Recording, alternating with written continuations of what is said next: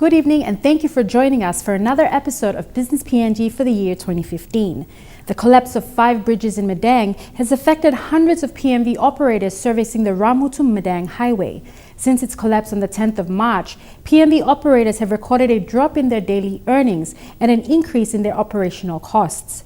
In the weeks that followed, at least 20 crews from Madang were left stranded in Leh, and the same for Leh PMV operators in Madang. Those affected say it was the longest time they are spending in Leh and only wonder when they will be able to return home. Tekla Gunga with more. In the 4 weeks, a team of stranded PMV operators have been living in Leh City with no hope of returning to Madang anytime sooner. During the day, it's business as usual, but when night falls, the crew sleeps in their PMV buses. Willax Desmond is one of the crews stranded in Leh. He left Madang on the 9th of March and has been living in Leh since. Sometimes outside Madang, we black and stuff on the clothes, one blast rice, now you missed almost 3 weeks now. The collapse in the 5 bridges has greatly affected the daily earnings of all PMV operators servicing the Ramu-Madang highway. Willax said in one day he makes over 8,000 kina for a return trip to Leh. But the cutoff in the road link has lowered his chances of making enough profits. Big lost me okay. Normally, me sa working mo sa 900 kina, lo 1 trip lo me go around. So now we this like something na kamat 30 kina bus pa me kisim. Me refuel me only mo sa 130 na about 120 kina 130 kina me only taking sa bus na one day. Now look him. Me no okay money to look him. Now me look him. Now me only me look him 225 kina me hold him low. Me buy fuel but me hold him kind of 125 kina that's all lighting him. In the 4 weeks since living in Leh, his crew has been making between 300 to 400 kina per day. From these earnings, will spend half of it on food and other necessities, while the other half is spent on fuel and other operational costs for the bus, leaving very little profit for the PMV owner. Normally runs pay me Leh Madang every day. You may run 60 kina bus pay me sa ron ko kam Leh Madang, but now you may make it loss because hardly you may carry my passenger go upside. So it's like one day you may make it 700 and now you make it loss. You make it 300, 200 na. People are lost. Toka taonas the bus all. Because this is still a road. The number of passengers traveling into Madang from Morobe or the Highlands region has also dropped. This comes as additional fees were charged on passengers by villagers living along the highway. Michael Denge is one passenger who spent over 50 kina to travel from Ramu to Madang. He is an example of hundreds of passengers using the highway who are forced to pay extra for a ride that normally costs only 60 kina. At the crossroad, me spending 50 kina now long, he come long here now because Lord tabagalap. The experience is similar to those PMV operators servicing the highway. They are charged an amount of fees before they will be allowed to cross the rivers. PMV operators are now shifting the additional cost onto passengers, forcing them to pay extra fees when traveling in and out of Madang. Eric Gonga, a Leh-based PMV driver who was stranded in Madang, was forced to pay 100 kina before he could be allowed to cross the Dumpu Bridge. It's not about me like crossing gloves at them. All of time looks 100 kina na 200 kina me PMV bus, Remeting highway bus. So me like turning back lo come back in lo Dumpu tu em like an bagarap em stop. Miliki mo ko na passengers na all man meri na all travel em all pili mat straight lo. Travel one them all cargo blow na all pigini na like.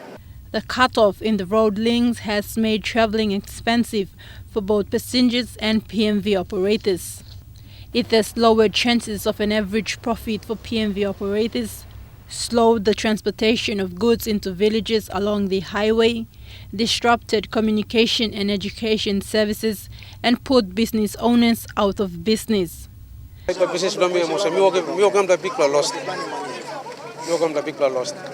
the cost of restoring the highway is entirely on the government. Last Thursday, following Prime Minister Peter O'Neill's visit, the government has pledged 1 million kina to fix the highway. And with the recent opening of the temporary bridge in Dumpu and the bypass in Asas, the public confidence has been restored for both business operators and local producers.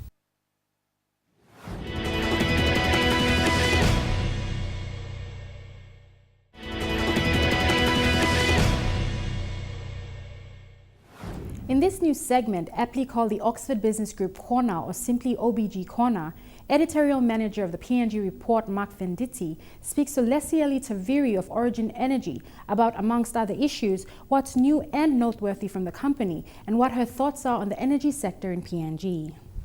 Hi there, my name is Marco. This is the Oxford Business Group Corner, or the OBG Corner, and we're going to talk about business, and tonight we'll do that with Lesieli Taviri. He's our first guest for the year, and I would like to ask her several questions about business, about Origin Energy, but first of all I would like to ask you something personal. You are a general manager of a very important international company. You're the chairman of the Business Coalition for Women.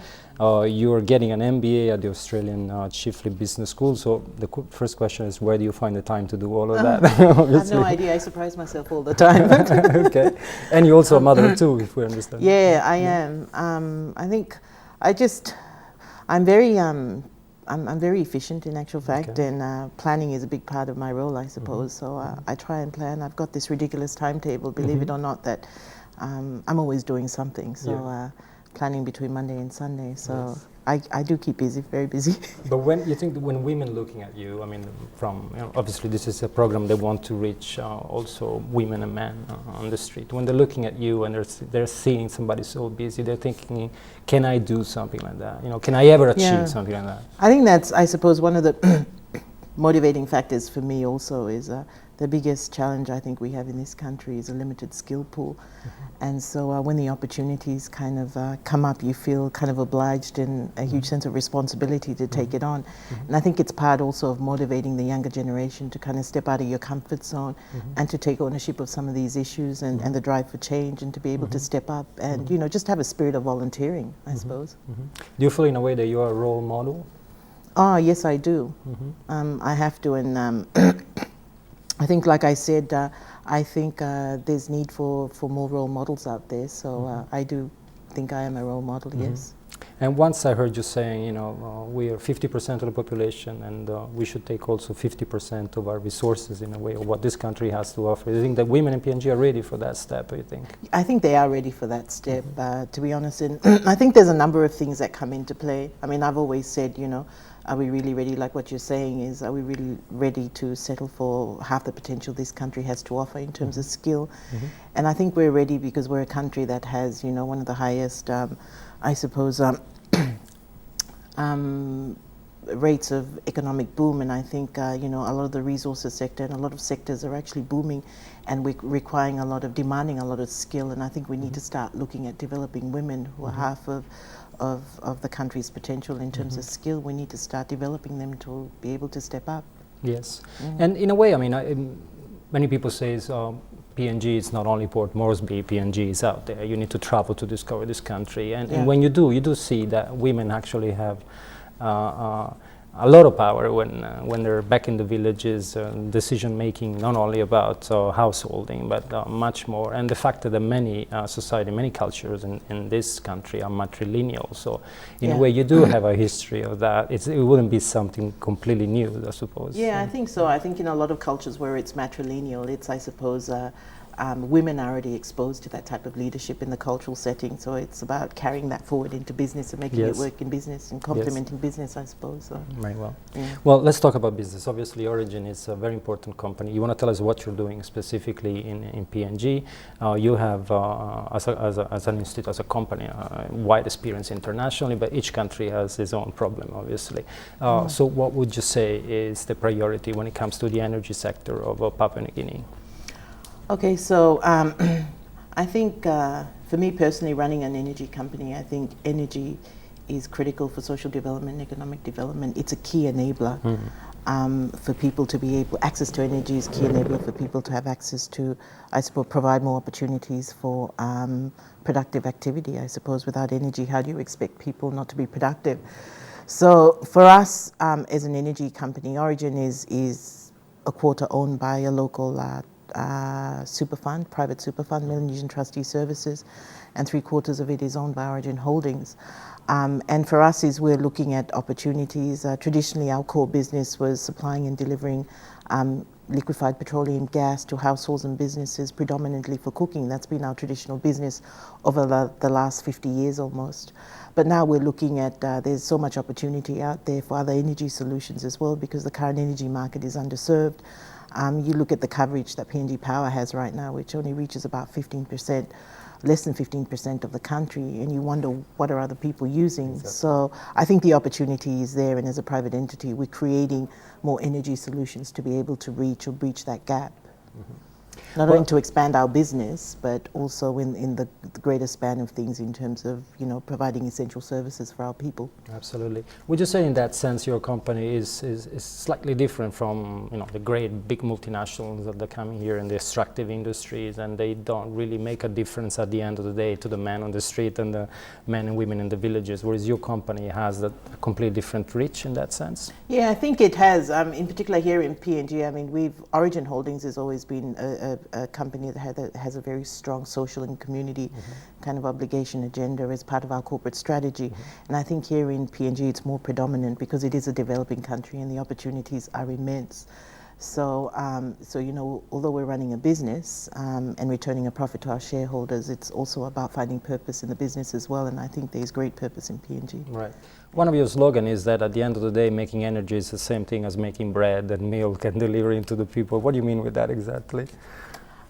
Absolutely. It's at the end of the day, it is about providing essential services to the consumer at the end of the line, which is the average Papua New Guinean. So, energy is just like any other consumer product. So it's about accessibility, making it affordable to people as well. Right.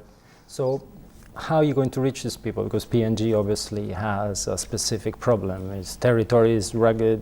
It's not easy to reach with the normal grid. So you're looking at alternative sources of energy. So what do you think will be the answer? Obviously, solar power is something that I know that you're very involved in it. Yeah, I believe solar power has great potential in this country, in particular, and it's a good, I suppose, energy model because of the way that the country is the terrain is kind of structured, where in a lot of provinces and villages you have pockets of villages within a 100-kilometer radius. So having small mini grids, powered by solar, I think is an option that should actually be pursued and is something that we would probably look into in terms of developing a long-term strategy. But in terms of our core business and distribution, we actually work with a lot of small and local businesses who are our dealers, who actually distribute our products out there to the market where there's obviously accessibility in terms of road. So a lot of the retailing is actually done by our distributors or local businesses, most of them, yes. Yes. Do you feel that this administration is putting enough attention when it comes to renewables and long-term and sustainability when it comes to the energy sector? No, I don't think so. I think we're a long way away from that. I think partly that problem is also, I suppose, exposure and education into a lot of these new technologies, in particular renewable energy. I think it's still a new concept to Papua New Guinea, and the other thing also is setting up, I suppose, what's critical is, I suppose, the regulatory framework around all of that as well. So. Okay. What would you like to see in the regulatory framework that could improve the situation? Well, for starters, I'd actually like to see the energy sector being deregulated in some areas so that we can promote the concept of independent power providers to be able to come in and actually add to the grid.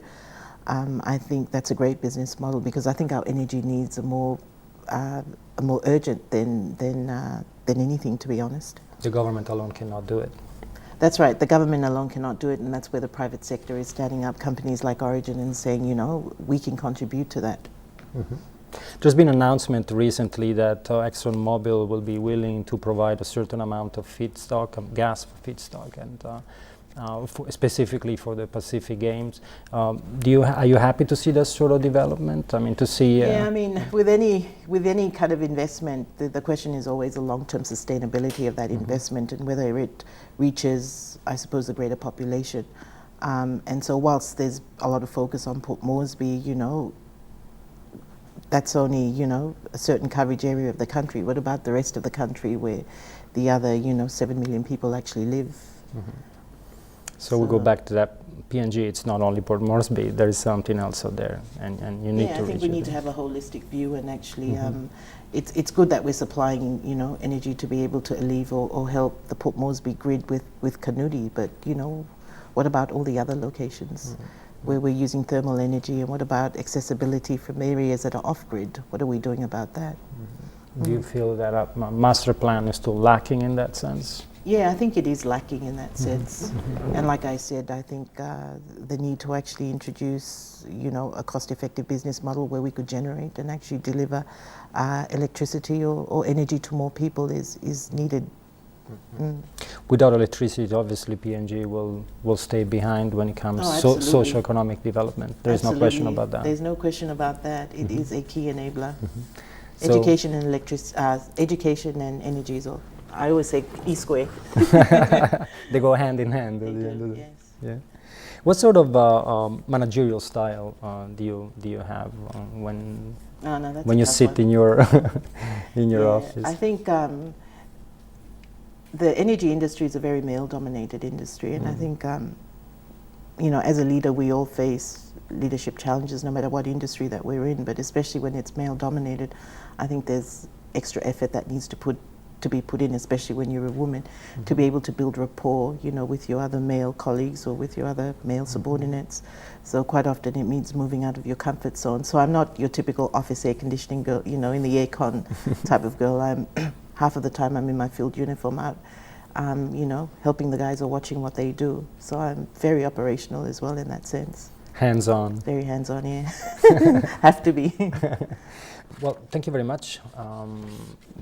Thank you for your comments. Is there anything else you would like to add maybe to this discussion that you think it's very important at the moment? All right then. But thank you for having me, Marco. Thank you so much. Take care. Still to come, a brand new edition of Game Changers.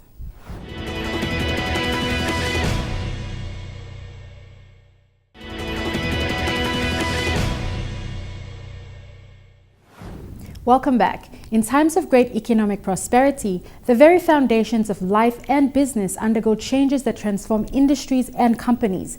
The emergence of earth-shattering business trends redefines the way business is conducted and profits are realized. These are game changers.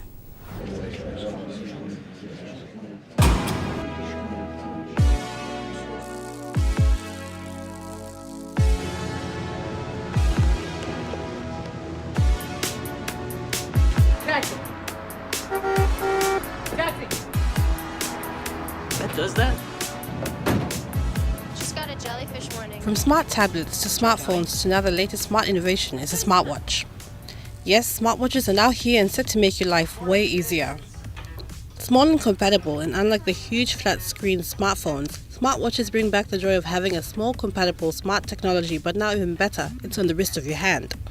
Even though the major brand smartwatches may not be in stores here in Papua New Guinea, it has already hit other markets around the world and hopefully arriving at our shores soon. So, from the humble complex time-telling device to now a smartwatch with multiple functions, first thing first, what are these smartwatches offering? And what leading technology company are leading the race in producing the smartwatch? Smartwatches can run apps and play back all sorts of digital media, like audio tracks or radio streamed to Bluetooth headphones. Many of these watches have touchscreens, which allows you to access functions like a calculator, thermometer, compass, and more. Most of the current iterations of smartwatches aren't wholly standalone devices, simply because they lack an internet connection. So many of the watches are designed to link directly with other devices that do have internet connectivity, namely your smartphone. When you're wearing smartwatch too. Just as your smartphone, internet access enables a smartwatch with a whole world of potential capabilities, like message notifications, GPS navigation, and calendar synchronization. And of course, a Bluetooth connection to your phone means that watches can help you place calls or send and receive messages. Some watches are made specifically for athletic purposes, letting you track your lap times, distance, and route.